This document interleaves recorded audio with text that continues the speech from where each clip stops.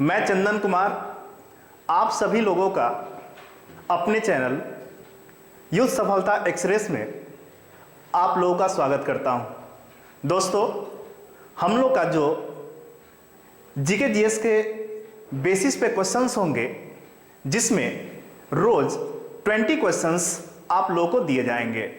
इन 20 questions में history, polity, economics, geography and science के questions आपके इंक्लूड रहेंगे।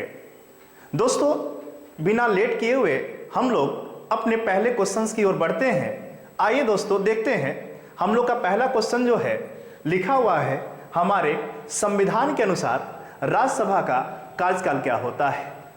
हम लोग इसमें देखेंगे पहला क्वेश्चन में। देखिए दोस्तों, क्वेश्चन दे रहा है हमारे संविधान के अनुसार राज्यसभा का कार्यकाल क्या होता है। देखिए, राज्यसभा का कोई कार्यकाल नहीं होता है।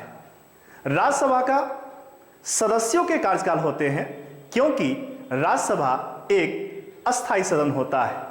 अगर आप लोग जानते होंगे इसके बारे में, राज्यसभा एक अस्थायी सदन है। अगर संसदीय व्यवस्था के बारे में जानते होंगे तो संसदीय व्यवस्था में क्या होता है।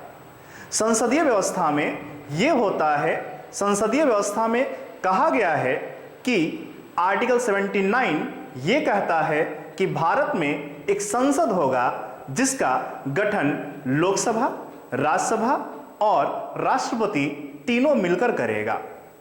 इसमें आर्टिकल 80 कहता है भारत में एक उच्च सदन होगा। उच्च सदन राज्यसभा को कहा गया है। आर्टिकल 81 कहता है भारत में एक निम्न सदन होगा, यानी लोकसभा का गठन किया जाएगा। तो हम लोग क्वेश्चन देखते हैं, हमारे संविधान के अनुसार राज्यसभा के कार्यकाल कितने होते हैं। ऑप्शन से चलते हैं हम लोग। 2 वर्ष में एक बार समाप्त हो जाता है, तो याद रखिए 2 वर्ष किसी भी सदस्य का भी कार्यकाल नहीं होता है। होता है सदस्यों का कार्यकाल 6 साल होते हैं, और उसमें से हर 2 वर्ष पे जो सदस्य होते हैं वह सेवानिवृत्त होते हैं। दूसरा, प्रत्येक 5 वर्षों में समाप्त हो जाता है। तो याद रखिए लोकसभा का कार्यकाल, विधानसभा का कार्यकाल जो अस्थायी सदन है ना, उसी का मुख्य रूप से कार्यकाल कितने वर्षों का होगा, 5 वर्षों का होगा।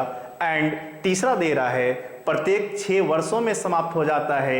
ये भी गलत है। इसके पहले हम बता चुके हैं, जो राज्यसभा के सदस्य का कार्यकाल होता है 6 वर्ष, न कि राज्यसभा का कार्यकाल 6 वर्ष होता है। एंड सेकेंड लास्ट ऑप्शन है, समाप्त होने का विषय नहीं है, यानी इसका जो आंसर होगा वह कौन सा होगा, 4 नंबर होगा। क्योंकि अभी बताए हैं राज्यसभा एक अस्थायी सदन है, ये समाप्त होने का विषय नहीं है, यानी संविधान इसको अस्थायी सदन के रूप में क्या करता है, मानता है। आइए दोस्तों, चलते हैं हम लोग नेक्स्ट क्वेश्चन की ओर। सेकंड क्वेश्चन पे आते हैं। सेकंड क्वेश्चन क्या कहता है। क्वेश्चन दिया हुआ है, एक गैर सदस्यों के रूप में संसद के किसी एक सदन की कार्यवाही में भाग ले सकता है। बोला है संसद का वह सदस्य नहीं होगा, यानी उसका भागीदारी न तो लोकसभा में होगा और ना ही राज्यसभा में होगा, यानी गैर सदस्य होगा। तो भागीदारी संसद के कार्यवाही में कौन भाग लेगा। आइए दोस्तों देखते हैं। पहला, उपराष्ट्रपति। आप लोगों को पता होगा उपराष्ट्रपति जो होता है वह उच्च सदन का सभापति होता है। वह किसी भी सदन के सदस्य नहीं होता है, लेकिन वह योग्यता रखता है कि उसे राज्यसभा सदस्य होने की योग्यता होनी चाहिए। दूसरा देखते हैं, मुख्य न्यायाधीश। मुख्य न्यायाधीश तो होगा नहीं, क्योंकि मुख्य न्यायाधीश सर्वोच्च न्यायालय का सुप्रीम होता है। क्योंकि हम लोग के सर्वोच्च न्यायालय में न्यायपालिका व्यवस्था में आपके मुख्य रूप से 30 अभी तो बढ़ा दिया गया है ना, 33+1 यानी 33 अन्य न्यायाधीश है एंड एक मुख्य न्यायाधीश है। आइए दोस्तों देखते हैं महान्यायवादी के बारे में। महान्यायवादी क्या होता है। महान्यायवादी जो होता है यह न तो किसी भी सदन का सदस्य होता है, यह भारत सरकार का एक विधि अधिकारी होता है, जिसके लिए भारतीय संविधान में आर्टिकल 76 के रूप में चर्चा की गई है। आर्टिकल 76 भारत के महान्यायवादी से वर्णित है और यही जो भारत का महान्यायवादी होता है वह सदन के किसी भी सदन में वह जाकर बोल सकता है, क्योंकि उसको दोनों सदन में बोलने का अधिकार दिया गया है, बैठने का अधिकार दिया गया है, प्रश्न करने का अधिकार दिया गया है, लेकिन वोटिंग करने का अधिकार भारत के महान्यायवादी को नहीं दिया गया है। अगर बात करें भारत के महान्यायवादी के बारे में तो यह भारत सरकार का प्रथम विधि अधिकारी होता है, क्योंकि भारत सरकार के जितने भी सारे लीगल पक्ष होते हैं वह कौन रखता है, वह भारत का महान्यायवादी रखता है। और यही भारत के महान्यायवादी को सदन में बैठने का अधिकार है, बोलने का अधिकार है, लेकिन मत देने का अधिकार नहीं दिया गया है। आते हैं 4 नंबर में, है ना, तो इसका आंसर क्या हो जाएगा? इसका आंसर थर्ड हो जाएगा, महान्यायवादी हो जाएगा। मुख्य निर्वाचन आयुक्त, है ना, पढ़े भी होंगे। मुख्य निर्वाचन जो आयुक्त होता है इसका जो वर्णन किया गया है वह आर्टिकल 324 में इसका वर्णन किया गया है। मुख्य निर्वाचन आयुक्त आर्टिकल 324 में इसका वर्णन किया गया है। भारत में एक मुख्य निर्वाचन आयुक्त होता है और 2 अन्य आयुक्त होता है। मुख्य निर्वाचन आयुक्त जो होता है यह मुख्य रूप से इसका कार्य बहुत सारे हैं, आप लोगों को पता भी होगा। जो मुख्य निर्वाचन आयुक्त होता है वह जितने भी सारे राष्ट्रपति के चुनाव हो, उपराष्ट्रपति के चुनाव हो, लोकसभा के चुनाव हो, जैसे बिहार में अभी राज्य विधानसभा का चुनाव हो रहा है, यानी जितने भी सारे विधानसभा होंगे वह सबका चुनाव केंद्रीय निर्वाचन आयोग क्या करता है? कराता है। ओके दोस्तों, इतना तो समझ गए, है ना, आप उपराष्ट्रपति के बारे में। उपराष्ट्रपति राज्यसभा का पदेन सभापति होता है। मुख्य न्यायाधीश सर्वोच्च न्यायालय का सुप्रीम होता है।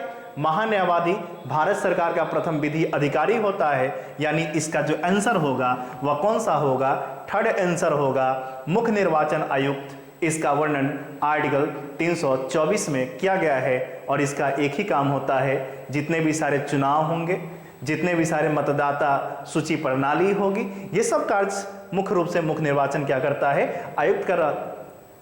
मुख्य निर्वाचन आयुक्त क्या करता है? इसको मुख्य रूप से करवाता है।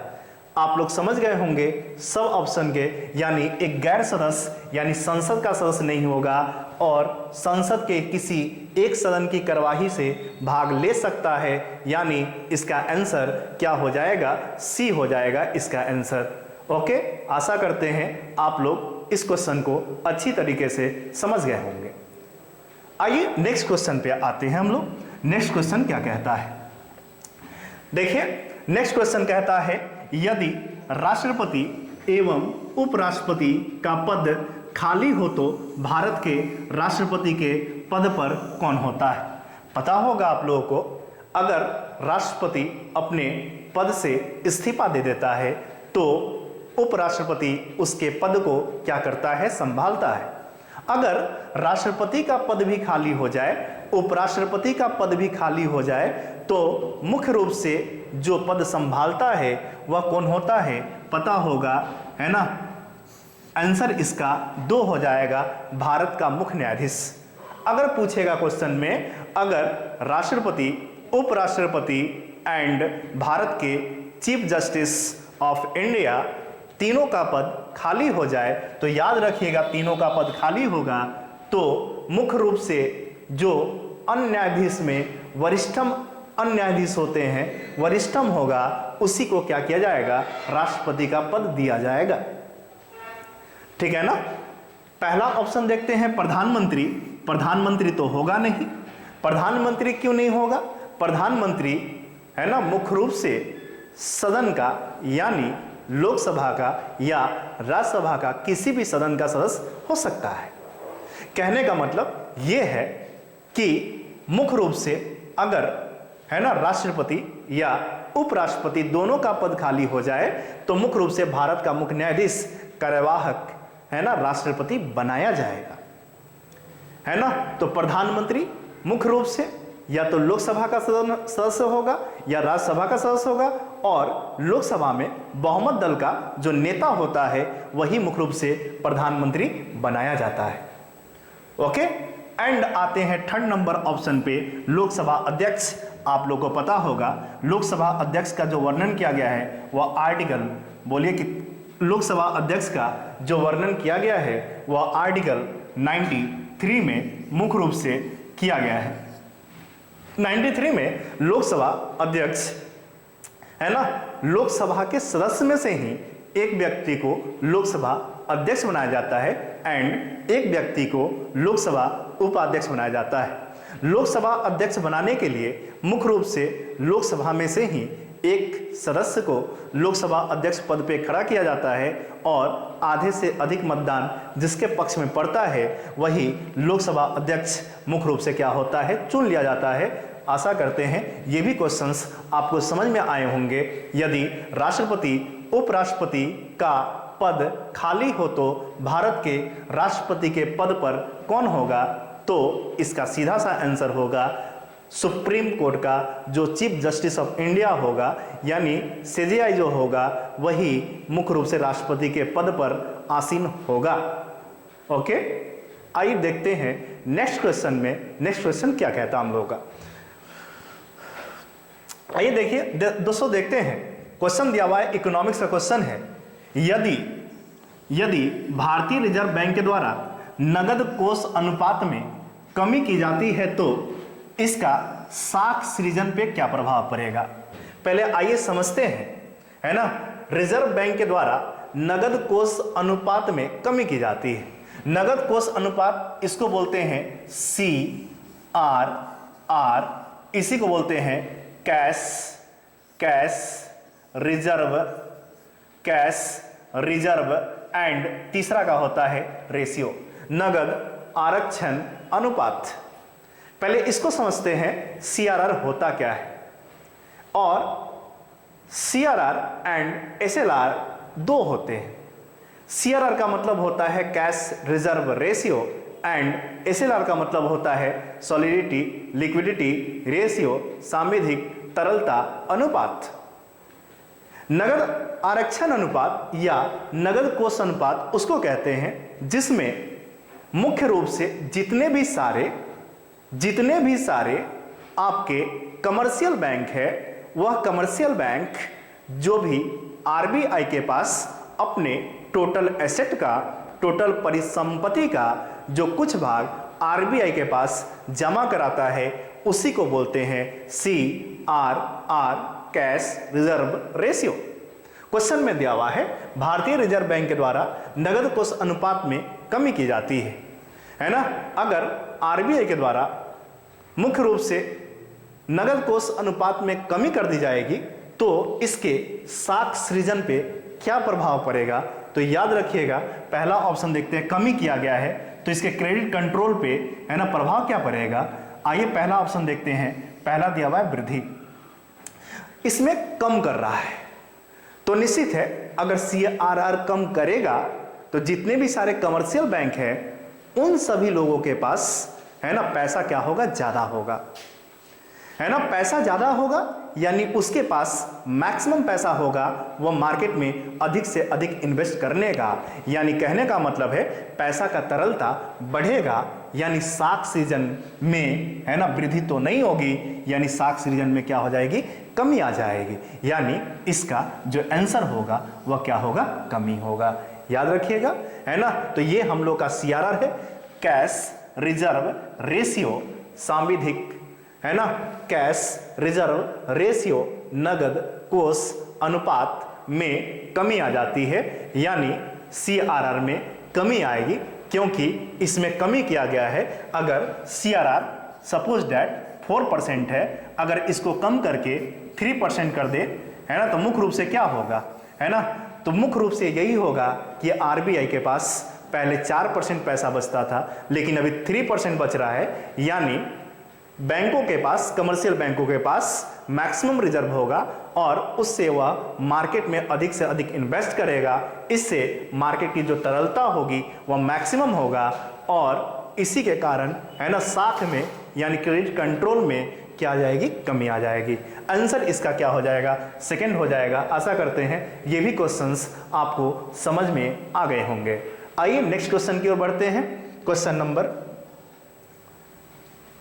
आइए दोस्तों देखते हैं। क्वेश्चन दिया है किसी संतति के पैतृक गुण की पहचान निम्नलिखित में से किस तकनीक से की जाती है। संतति मतलब पुत्र होता है, पैतृक गुण मतलब उसका जेनेटिक्स होता है, यानी जो पिता का है, पिता का पुत्र है ना, उसके पहचान जो होगी वह किसके माध्यम से किया जाएगा। तो आप लोगों को पता होगा, बोलिए किसके माध्यम से, है ना। अगर पता होगा प्रोटीन संश्लेषण होता क्या है ना। प्रोटीन संश्लेषण जो होता है वह मुख्य रूप से आरएनए कंट्रोल करता है ना। प्रोटीन संश्लेषण जो होता है आरएनए ही है ना, मुख्य रूप से आरएनए 3 प्रकार का होता है, आरआरएनए, टीआरएनए एंड एमआरएनए, है ना। राइबोसोमल आरएनए, एक होता है ट्रांसफर आरएनए और एक होता है मैसेंजर आरएनए। देखिए आरएनए का मुख्य काम ही होता है प्रोटीन को सिंथेसाइज करेगा, प्रोटीन को संश्लेषण का काम करेगा, है ना। और मुख्य रूप से अगर बात करें आरएनए, आरएनए का मतलब होता है ribosomal nucleic, ribosome nucleic, ribo nucleic acid, इसी को बोलते हैं। और इसका मुख्य काम जो होता है यह सूचना का क्या करेगा, प्रवाह करेगा, ठीक है ना। तो प्रोटीन संश्लेषण ऐसे इसका निर्माण एमिनो एसिड से भी होता है। एमिनो एसिड पढ़े भी होंगे, एमिनो एसिड यानी 20 टाइप्स ऑफ एमिनो एसिड जब आपस में कंजुगेट करता है तो यही मुख्य रूप से प्रोटीन का निर्माण करता है। ऐसे आरएनए भी प्रोटीन्स का क्या करता है, फॉर्मेशन करता है। हो गया। आगे देखते हैं, मुख्य रूप से है ना क्रोमोसोम्स की गणना, तो इसके पैतृक गुण के पहचान से कोई मतलब नहीं है। क्रोमोसोम्स जितना होता है ना, हम लोग के ह्यूमन बींग्स में क्रोमोसोम्स जो होता है वह 23 पेयर्स होते हैं। अगर मेल की बात करें तो 22 plus X Y and female की बात करें तो 22 प्लस एक्स एक्स क्रोमोसोम्स होते हैं। हो गया। नेक्स्ट देखते हैं डीएनए का परिणात्मक संश्लेषण। ये तो होगा नहीं, डीएनए का मुख्य काम होता है एक पीढ़ी से दूसरे पीढ़ी में पैतृक गुण को ट्रांसफर करना। एंड चौथा जो आंसर होगा डीएनए का फिंगरप्रिंट, इसी के माध्यम से है ना मुख्य रूप से संतति के पैतृक गुण की पहचान आसानी से की जा सकती है। नेक्स्ट बढ़ते हैं क्वेश्चन में। आइए क्वेश्चन दे रहा है किसी कौन सी गैस अम्ल वर्षा का कारक है ना। आइए देखते हैं। अम्ल वर्षा इसी को बोलते हैं हम लोग एसिड रेन अम्ल वर्षा। आखिर इसका फॉर्मेशन होता कैसे है ना। देखिए एसिड रेन में मुख्य रूप से भाग लेने वाले जो तत्व होते हैं, जो कंपाउंड होते हैं, एक होता है SO2 एंड एक होता है SO2 एंड एक होता है NO2। दो होते हैं। ये होता है सल्फर डाइऑक्साइड और इसको बोलते हैं नाइट्रोजन डाइऑक्साइड, है ना। यही जब मुख्य रूप से SO2 और NO2 वाटर के साथ रिएक्शन करता है, अभी बताएंगे इसके बारे में कैसे यह रिएक्शन करता है और कैसे एसिड रेन का निर्माण करता है ना। अम्ल वर्षा एसिड रेन हमेशा ये दो गैसों से होते हैं। जितने भी एसिड रेन होता कहाँ पे, एसिड रेन जो होते हैं जितने भी सारे बड़े बड़े इंडस्ट्रियल एरियाज है उन सभी क्षेत्रों में एसिड रेन होता है, क्योंकि उद्योगों से निकलने वाले जितने भी सारे है ना मुख्य रूप से SO2 गैस या नाइट्रोजन डाइऑक्साइड गैस वो जो होते हैं वही क्या होता है, जब वर्षा होती है तो वर्षा के जल के साथ मिलकर वह एसिड रेन का क्या करता है, निर्माण करता है। देखिए ना SO2 प्लस H2O ये बना देता है H2SO4 सल्फर डाइऑक्साइड। एंड जब HNO2 जब वाटर के साथ रिएक्शन करता है तो बना लेता है HNO3। इसको बोलते हैं सल्फ्यूरिक एसिड और इसको बोलते हैं नाइट्रिक ऑक्साइड। और यही जो है मुख्य रूप से एसिड रेन में मुख्य भूमिका निभाता है ना। तो याद रखिएगा, जो अगर अम्ल वर्षा का कारक पूछेगा तो आपका 4 नंबर ऑप्शन दिख रहा है सल्फर डाइऑक्साइड, यानी हम लोग के एसिड में अम्ल वर्षा में एसिड रेन का जो कारक होता है वह कौन सा होता है, सल्फर डाइऑक्साइड होता है। अगर बात करें ऑप्शन का तो पहला जो ऑप्शन दिया हुआ है वह दिया है CFC का, है ना, CFC का। CFC क्या होता है, आइए इसको देखते हैं। CFC जो होता है इसको बोलते हैं क्लोरोफ्लोरोकार्बन। CFC क्लोरोफ्लोरोकार्बन, है ना। मुख्य रूप से हम लोग का CFC अम्ल वर्षा का कारक नहीं बनेगा, है ना। ये जो हम लोग का होता है मुख्य रूप से इसको बोलते हैं ग्रीन हाउस गैस। अगर बात करें ग्रीन हाउस गैस, तो ग्रीन हाउस गैस के रूप में, है ना, CFC क्या होता है, मौजूद होता है ना। ग्रीन हाउस गैस की बात करें तो मुख्य रूप से ओजोन भी होता है, O3 इसका फॉर्मूला होता है ओजोन का, है ना। उसके बाद मीथेन भी होता है जो 2 नंबर ऑप्शन में दिया हुआ है CH4, है ना। उसके बाद CFC होता है। उसके बाद जो मुख्य घटक होता है वह होता है CO2 कार्बन डाइऑक्साइड, है ना। तो ग्रीन हाउस गैस जो सबसे प्रभावी होता है वह CO2 के कारण ही मुख्य रूप से क्या होता है, प्रभावित होता है ना। तो याद रखिए CFC जो गैस होता है यह एक प्रकार का ग्रीन हाउस गैस मुख्य रूप से होता है, ठीक है। ओजोन की बात करें तो ओजोन लेयर है जो किस मंडल में है, समताप मंडल में है। ओजोन भी एक प्रकार का ग्रीन हाउस गैस होता है ना। समताप मंडल, अगर ज्योग्राफी के बारे में जानते होंगे तो समताप मंडल जो है वह क्षोभ मंडल के जस्ट ऊपर है। सबसे निचला मंडल जो होता है वह क्षोभ मंडल का होता है। जितनी भी सारी मौसमी घटनाएं होती है वह सब क्षोभ मंडल में ही होती है ना। इसके साथ ही अगर आगे बात करें, है ना, तो जस्ट इसके ऊपर समताप मंडल होता है और इसी में एक लेयर होता है जिसको बोलते हैं ओजोन लेयर। और ये ओजोन लेयर क्या करता है, जितने भी सारे, है ना, अल्ट्रावायलेट रेज होते हैं, जो परावैंगनिक किरणें होते हैं, यही ओजोन लेयर क्या करता है, उसको अवशोषित कर लेता है। समझ गए होंगे, ठीक है ना। आगे सल्फर डाइऑक्साइड, यानी इसका जो आंसर होगा वह कौन सा होगा, चौथा होगा सल्फर डाइऑक्साइड। यह एक प्रकार का एसिड रेन का क्या है, कारक है। ओके, समझ गए होंगे, आशा करते हैं आप लोग। आइए बढ़ते हैं नेक्स्ट क्वेश्चन की ओर। देखिए, निम्नलिखित में से हर्ज मापा जाता है, आप लोगों को पता ही होगा। हर्ज, इसका जो सिंबल होता है वह क्या होता है, HZ होता है। देखिए दोस्तों, अभी हम लोग क्वेश्चन का जो स्टैंडर्ड रखे हैं वह सभी एग्जाम से रिलेटेड होंगे और मिसलेनियस क्वेश्चन के तरह ही हम लोग चलेंगे, है ना। रोज 20 क्वेश्चन आप लोगों को डाले जाएंगे, ठीक है ना। तो अभी क्वेश्चन का स्टैंडर्ड आज पहला मुख्य रूप से सेट का क्वेश्चन से, है ना। तो इसको, इस लेवल को धीरे धीरे आप लोग को बढ़ाया जाएगा, ठीक है ना। आइए देखते हैं, है ना। पूछा क्वेश्चन में निम्नलिखित में से किसे हर्ज में मापा जाता है। आंसर इसका बोलिए क्या होगा, इसका आंसर आवृत्ति होगा। आवृत्ति को हर्ज में हम लोग क्या करते हैं, मापते हैं, ठीक है ना। आप लोग आवृत्ति का फॉर्मूला जानते होंगे, n बराबर होता है 1/T। ओके, आके देखते हैं तरंग दैर्ध्य जो होता है मुख्य रूप से, है ना, इसको वेवलेंथ बोलते हैं।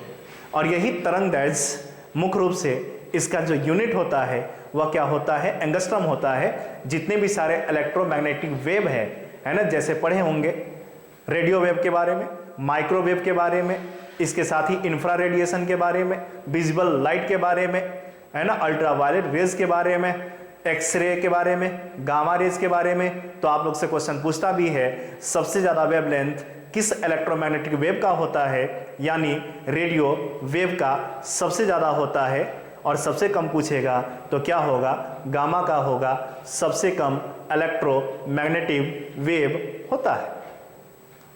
ओके, नेक्स्ट क्वेश्चन की ओर बढ़ते हैं हम लोग। आइए